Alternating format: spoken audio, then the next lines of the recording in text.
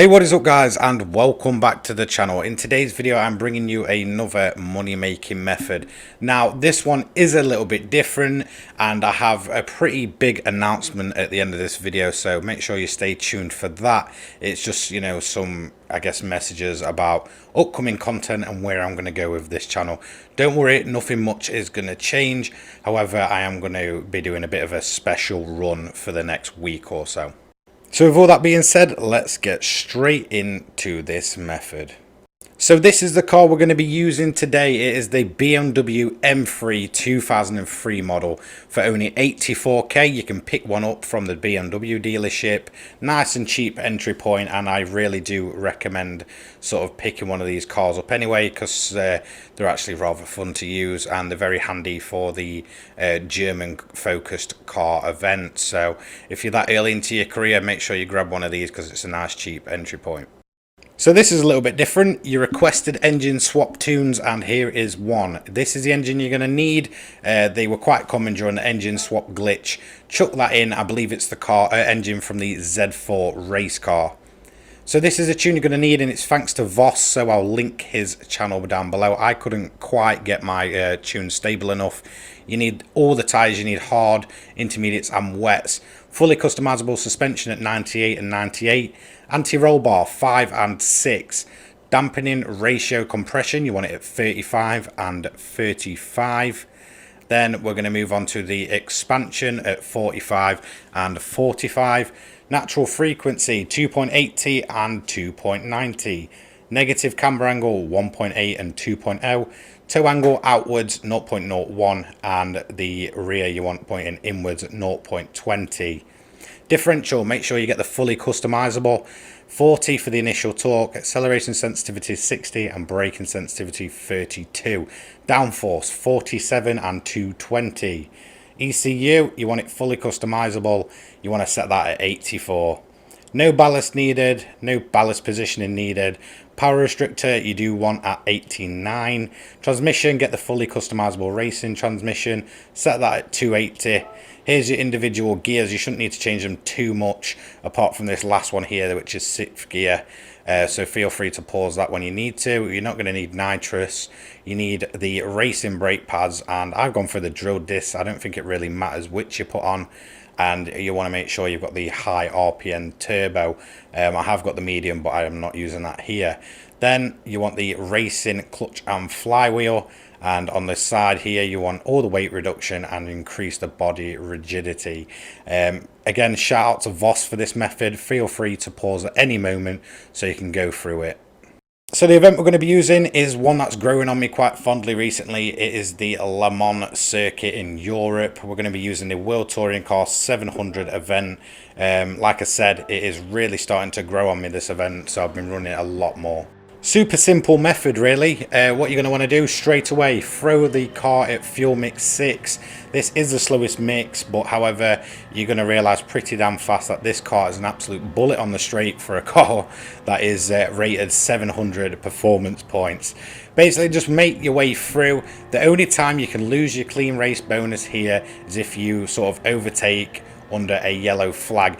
Bashing into the AI or anything like that, or running off track, crashing into the walls, actually will not affect that clean race bonus. And I did kind of notice as well, I ran this a couple of times to try and sort of get the method down perfect, that the rain is actually completely different when using this car. I don't know if it's because it's a road car. Mostly I've tested kind of race cars around here, but I'm actually using obviously a road car with pretty much a race livery on it. It seems to make it so the rain actually doesn't happen as often. It may just be a coincidence, but after the 3 times of running it, I've had rain once, so you may actually get a dry race. This is a worst case scenario wet race, I guess. But as you're going to see, it's going to be quite easy to handle. Again, first lap, you're just making your way through the grid, and we're already coming towards the bottom of the straight here, and we're pretty much going to overtake everybody we can. At that point, you're not going to have to worry about the AI. You actually may end up lapping them towards the end. If you do, just be careful with your overtakes and time them properly so they don't kind of, you know, hold you up. But it is quite a wide track, and it's rather easy to kind of get overtakes done here. unlike if we're running Tokyo or the Sardinia event, which both can be a little bit frustrating if you're caught in traffic or you're just trying to work your way through the AI. There's not much room to really maneuver. However, at Le Mans, there is plenty of room to make your way through. So start a lap 2 here, and you can see what I've done is actually keep the weather radar up. I will tell you your exact fuel strategy. We're still running at fuel mix 6. However, bring the weather radar up, zoom it out as much as you can. It'll give you a 50-mile radius, or a bit more to be honest, and just kind of monitor for rain clouds coming in. You will get a pretty good sense of when they're going to kind of fall and where you're going to be at the track. As you can see, we're on to lap 3 here, and we can see the rain clouds on the bottom left. However, we can see these ones are just sort of going off away from us, and we're not going to have to really worry about the rain coming down just yet. We've actually made it quite far, to be honest. Usually it rains at the end of lap 2. However, we're on to lap 3 already, and the rain is still missing us. However, it's not going to stay that way for the whole race, sadly, as we're on to the end of lap 3, and we've got a big bunch of like rain clouds coming towards us, and we can see at this point it is definitely coming.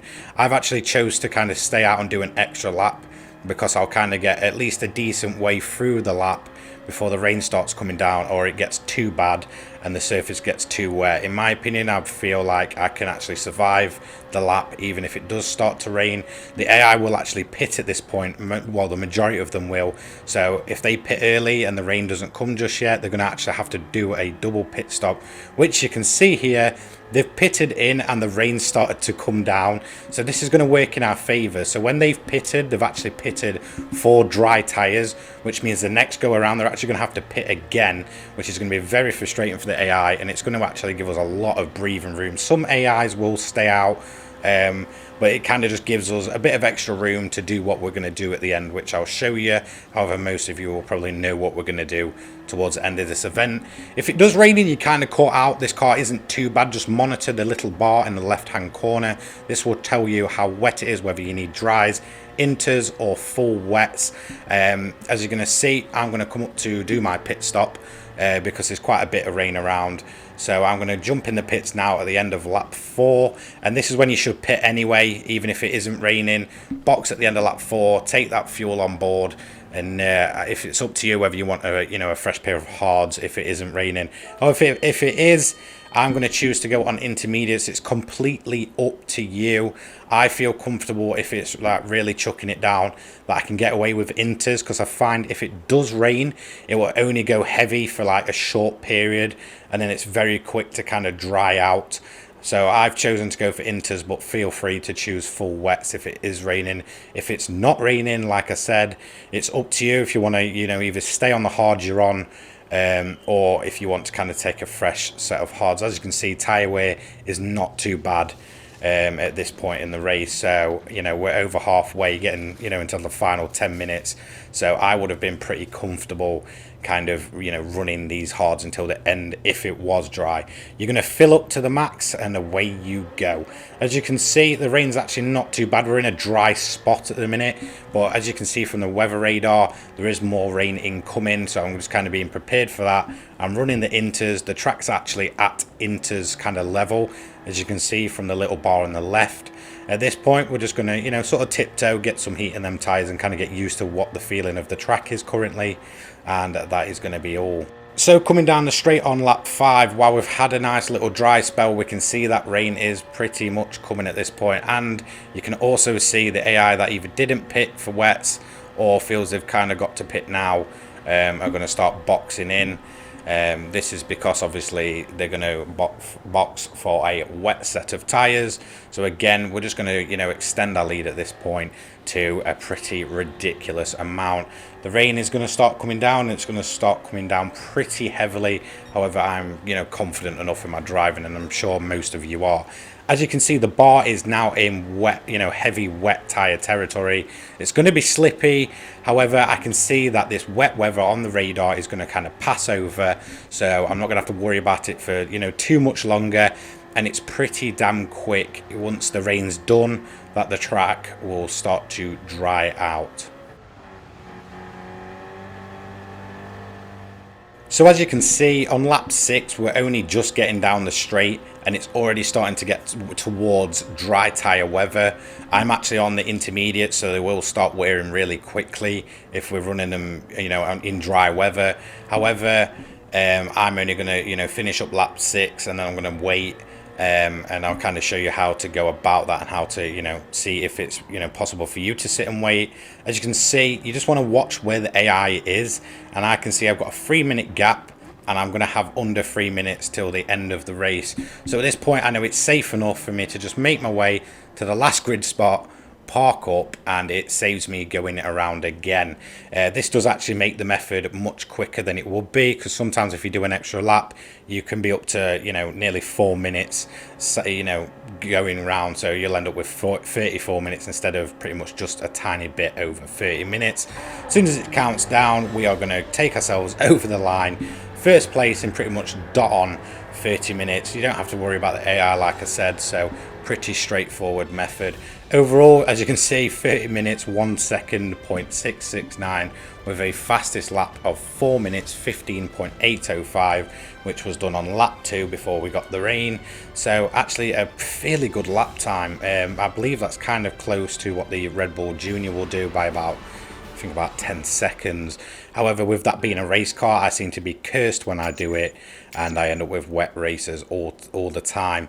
As you can see, 825k in the bank. So you requested it and I brought it to you. This is an engine swap money method and a, you know, a full-blown tune. As I said, it's thanks to Voss for the tune, and here's my little announcement. I'm actually off work for a full week now, so I'm going to try and do a full week of money methods for you, and also try and like compile the overall fastest money methods and some of my personal favorite money methods. Again, they might not be the quickest, but they're the most enjoyable to me. Don't forget to like, comment and subscribe, and I'll see you all in the next one. Peace.